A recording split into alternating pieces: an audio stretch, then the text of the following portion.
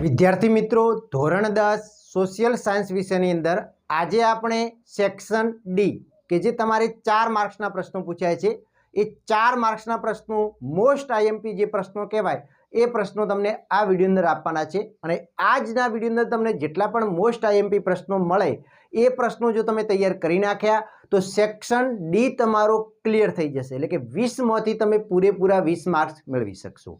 એ પહેલાં જો ચેનલ ઉપર નવા હો અને હજુ સુધી વન ટચ એજ્યુકેશન ચેનલને સબસ્ક્રાઈબ ન કરી હોય તો અચૂક ચેનલને સબસ્ક્રાઈબ કરી નાખો, કારણ કે સબસ્ક્રાઈબ કરવાના પૈસા નથી। કરી દીધી? Very good. તો ચાલો વિડીયોની શરૂઆત કરીએ।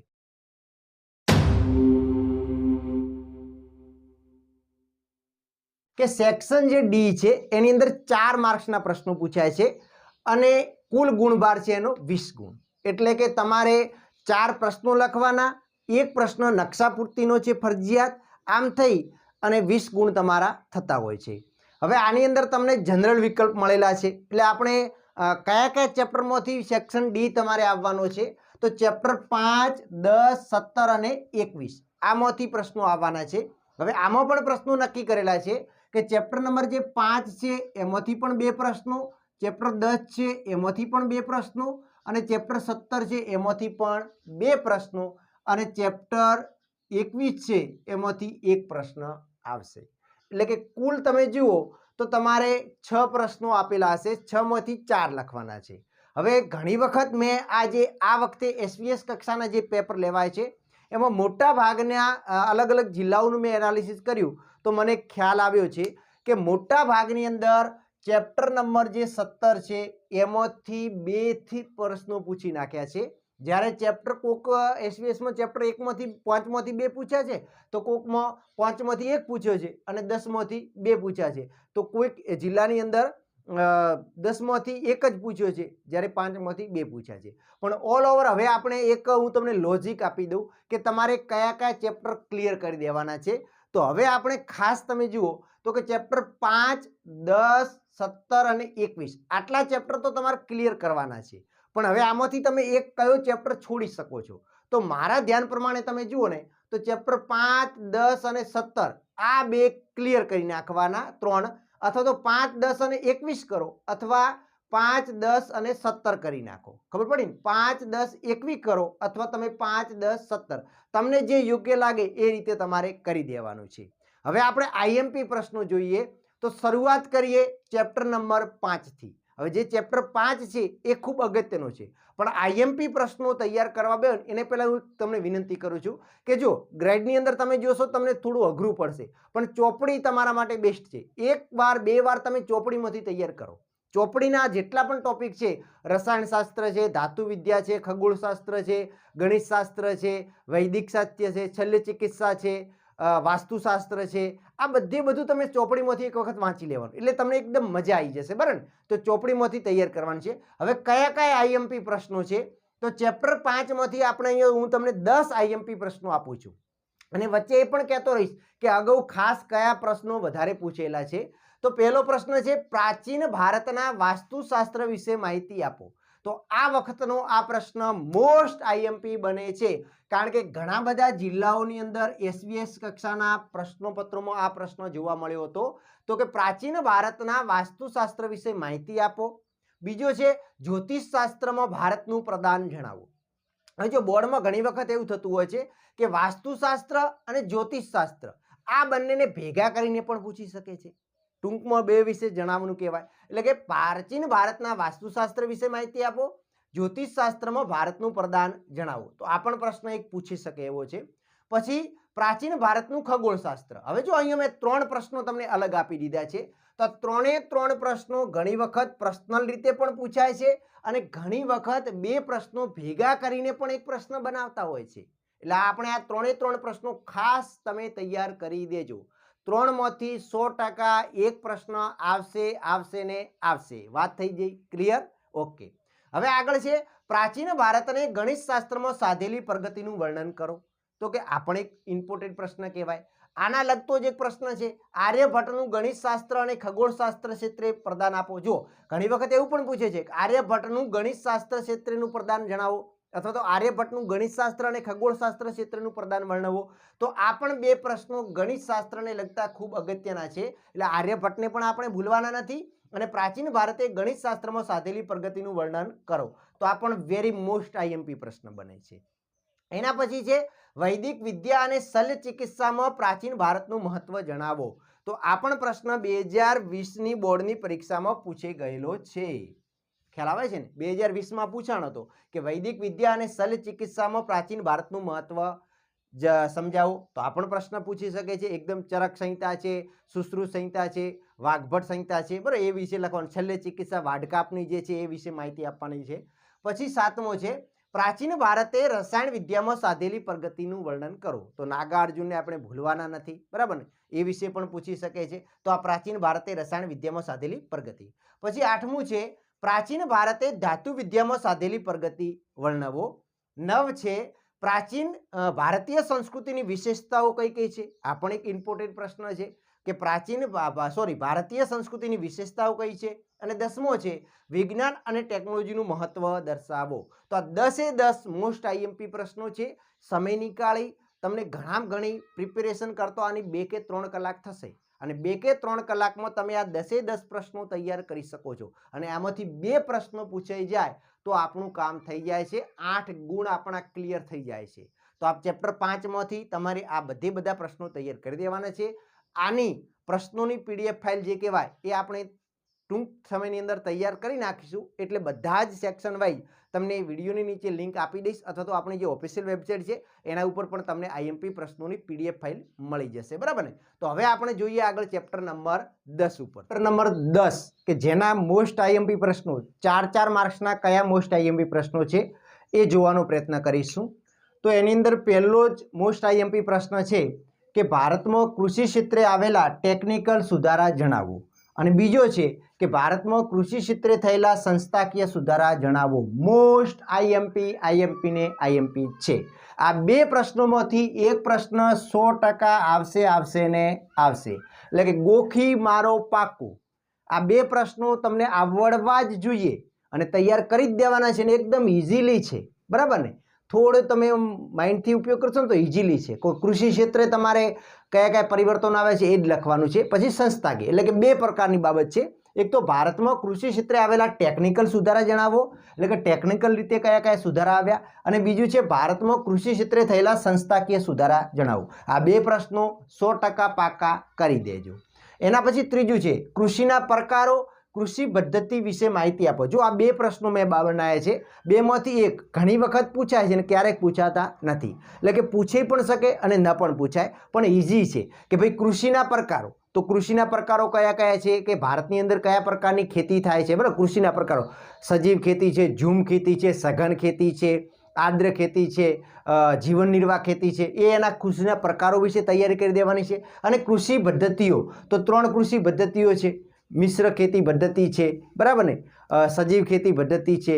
તો આ જે પદ્ધતિઓ છે એ તમારે તૈયાર કરવાની છે. એટલે કે આ પણ પ્રશ્ન ખૂબ અગત્યનો. એટલે કે પહેલાં જોવા જઈએ ને અગાઉના બોર્ડના પેપરમાં ઘણી વખત આ પ્રશ્નો આવેલા છે, પણ છેલ્લા 2-3 વર્ષથી આપણે જોઈએ છીએ, 3-4 વર્ષથી, એટલે આ પ્રશ્ન આવતા નથી.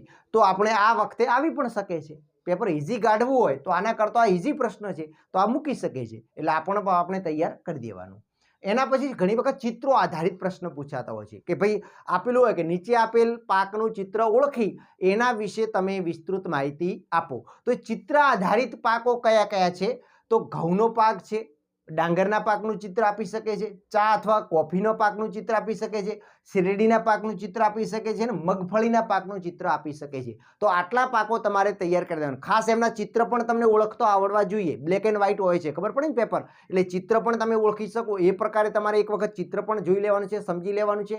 તો ચિત્ર આધારિત 10મા પાઠમાંથી પ્રશ્નો પૂછાય છે કે નીચે આપેલું ચિત્ર પાકનું ઓળખી તેના વિશે વિસ્તૃત માહિતી આપો. તો એની અંદર ઘઉં પૂછી શકે, ડાંગર પૂછી શકે છે, ચા અને કોફીના પાક વિશે પૂછી શકે છે, શેરડીના પાક વિશે અને મગફળીના પાક વિશે પૂછી શકે છે.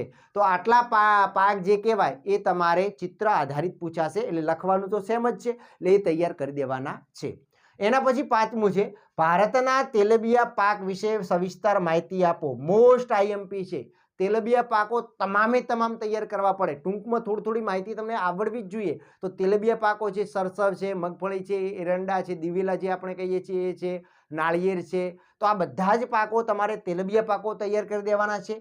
એના પછી છઠ્ઠું છે કે ભારતના અર્થતંત્રમાં કૃષિનું યોગદાન. મોસ્ટ આઈએમપી, આ વખતે ખૂબ આઈએમપી છે કે ભાઈ ભારતના અર્થતંત્રમાં કૃષિનું યોગદાન કેટલું છે, જે ભારતની ઇકોનોમી છે એમાં કૃષિનો ફાળો કેટલા ટકા છે એ વિશે તમારે વિસ્તૃત માહિતી આપવાની છે. તો આ પણ પ્રશ્ન ખાસ તૈયાર કરી નાખજો. 1, 2 પછી આ ચિત્રોવાળા અને આ જે છઠ્ઠા નંબરનો એ તો ખાસ તૈયાર કરજો, બરાબર. એના પછી 7મું છે ભારતની કૃષિ પેદાશો વિશે માહિતી આપવાની છે. ઇઝીલી આવડી જાય આપણા ભારતમાં કઈ કઈ કૃષિ પેદાશો થાય છે એના વિશે તમારે લખવાનું છે. આ તમે મૌલિક રીતે પણ લખી શકો છો. પ્રશ્ન નંબર 8, હરિયાળી ક્રાંતિ વિશે માહિતી આપો. જો હરિયાળી ક્રાંતિ વિશે ટૂંક નોટ લખો એવું પણ પૂછી શકે છે, અથવા તો હરિયાળી ક્રાંતિ વિશે માહિતી આપો, અથવા તો ભારતમાં થયેલ હરિયાળી ક્રાંતિ વિશે સવિસ્તર માહિતી આપો. ગમે તે રીતે પૂછી શકે છે. તમારે હરિયાળી ક્રાંતિની ટૂંક નોટ તૈયાર કરી દેવાની છે.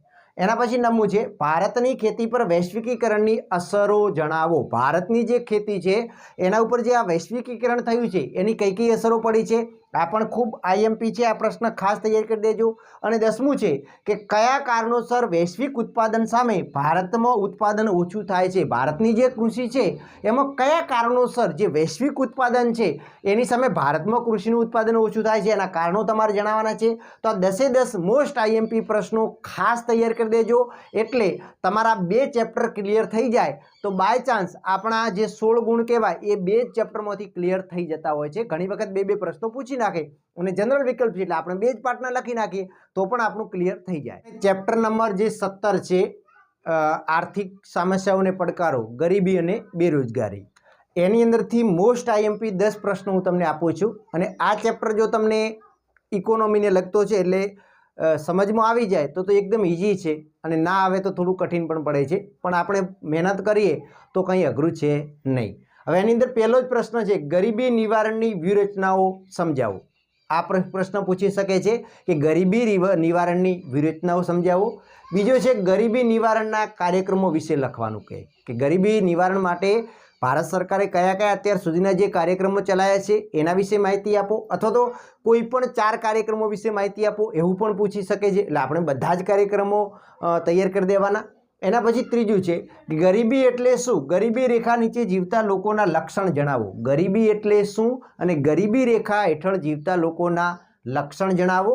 એના પછી ચોથું છે બેરોજગારીનો અર્થ જણાવી તેના પ્રકાર વિશે ચર્ચા કરો. આ મોસ્ટ આઈએમપી પ્રશ્ન ખાસ આ વખતે છે કે બેરોજગારીનો અર્થ જણાવી તેના પ્રકારો વિશે ચર્ચા કરો. આ જે અત્યારની પરિસ્થિતિ પ્રમાણે જોઈએ તો આ પ્રશ્ન 100% બોર્ડની પરીક્ષામાં આવવો જ જોઈએ કે બેરોજગારીનો અર્થ જણાવી તેના પ્રકારો વિશે ચર્ચા કરો.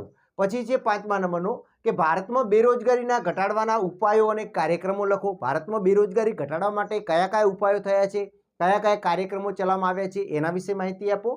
એના પછી 6થા નંબરનું છે એગ્રો બિઝનેસ પોલિસી તથા ઈ-નામ યોજના વિશે માહિતી આપવાની છે. જે એગ્રો બિઝનેસ પોલિસી અને ઈ-નામ યોજના છે એ સમજાવવાની છે કે એના વિશે તમારે માહિતી આપવાની. આ 2 ભેગા પ્રશ્નો પૂછી શકે છે. એના પછી 7મું છે કે ભારતમાં બેરોજગારીની અસરો જણાવો, અથવા તો ભારતમાં બેરોજગારીના કારણો જણાવો. અસરો પણ પૂછી શકે છે અને કારણો પણ પૂછાતા હોય છે. તો આ પણ પ્રશ્ન ખાસ તૈયાર કરી દેજો કે ભારતમાં બેરોજગારીની અસરો જણાવો અથવા તો ભારતમાં બેરોજગારીના કારણો જણાવો. એના પછી 8મો છે વિશ્વ શ્રમ બજારનો ખ્યાલ સ્પષ્ટ કરો. મોસ્ટ આઈએમપી વિશ્વ શ્રમ બજારની પદ્ધતિ વિશે માહિતી આપવાની છે, અથવા તો વિશ્વ શ્રમ બજારનો ખ્યાલ સ્પષ્ટ કરો. આ પણ પ્રશ્ન તૈયાર કરી નાખવાનો છે. પછી તમારે આમાંથી 2 યોજનાઓ છે. એક છે મનરેગા યોજના. જો મનરેગા યોજના વિશે તમારા મંતવ્યો સ્પષ્ટ કરો, મનરેગા યોજના વિશે વિસ્તૃત માહિતી આપો એવું પૂછી શકે છે. પછી છે મા અન્નપૂર્ણા યોજના. તો આ મા અન્નપૂર્ણા યોજના અને મનરેગા યોજના 2 યોજનાઓમાંથી ખાસ તૈયાર કરજો. બીજી છે એગ્રો બિઝનેસ પોલિસી અને ઈ-નામ યોજના. તો આ 4 યોજનાઓ તૈયાર કરવાની છે. પછી ગરીબી માટેના પ્રશ્નો છે 3 કે ગરીબી નિવારણની વ્યૂહરચના, ગરીબી નિવારણના કાર્યક્રમો વિશે માહિતી આપો, અને ગરીબી એટલે શું અને ગરીબી રેખા નીચે જીવતા લોકોના લક્ષણ આપો. તો આટલા ચેપ્ટર નંબર 17માંથી તમારે મોસ્ટ આઈએમપી પ્રશ્નો છે આ તૈયાર કરી દેવાના છે. હવે આપણે ચેપ્ટર નંબર લાસ્ટ જે 21 છે એના આઈએમપી પ્રશ્નો જોઈ લઈએ. એમાંથી એક પ્રશ્ન તમારે પૂછાવાનો છે. તો એ કયા કયા મોસ્ટ આઈએમપી પ્રશ્નો છે, તો જેમાં પહેલો પ્રશ્ન છે કે ભારત સરકારે ભ્રષ્ટાચાર રોકવા માટે કયા કયા ઉપાયો કર્યા છે. ભારત સરકારે ભ્રષ્ટાચારને નાથવા માટે કરેલા પ્રયત્નો જણાવો. બીજો છે કાયદાની જાણકારીની આવશ્યકતા જણાવો કે ભાઈ કાયદાની જાણકારીની આવશ્યકતા શા માટે છે, શા માટે લોકોને કાયદાનું સામાન્ય જ્ઞાન હોવું જોઈએ એના વિશે માહિતી આપો. ત્રીજું છે બાળ શ્રમિકોની માંગ વિપુલ પ્રમાણમાં હોવાના કારણો જણાવો કે ભાઈ ભારતની અંદર બાળ શ્રમિકો છે એની માંગ કેમ વધારે છે, એના કયા કયા કારણો છે એ જણાવો. ચોથું છે કે સામાજિક પરિવર્તન થવાના મુખ્ય પરિબળો જણાવો કે સમાજની અંદર જે સામાજિક પરિવર્તન થાય છે એના મુખ્ય પરિબળો કયા કયા છે. અને 5મા નંબરનું છે RTF 2013 એટલે કે રાષ્ટ્રીય અન્ન સુરક્ષા ધારો જે છે એના વિશે માહિતી આપવાનું પૂછી શકે છે. અને RTE એટલે કે રાઇટ ટુ એજ્યુકેશનની જે મુખ્ય જોગવાઈઓ છે, બાળકોના મફત અને ફરજિયાત શિક્ષણના અધિકારોની જોગવાઈઓ છે એ પણ પૂછી શકે છે. અને છેલ્લે બાળ અધિકારો વિશે પણ પૂછી શકે છે. તો આટલા મોસ્ટ IMP પ્રશ્નો ચેપ્ટર નંબર 21ના છે.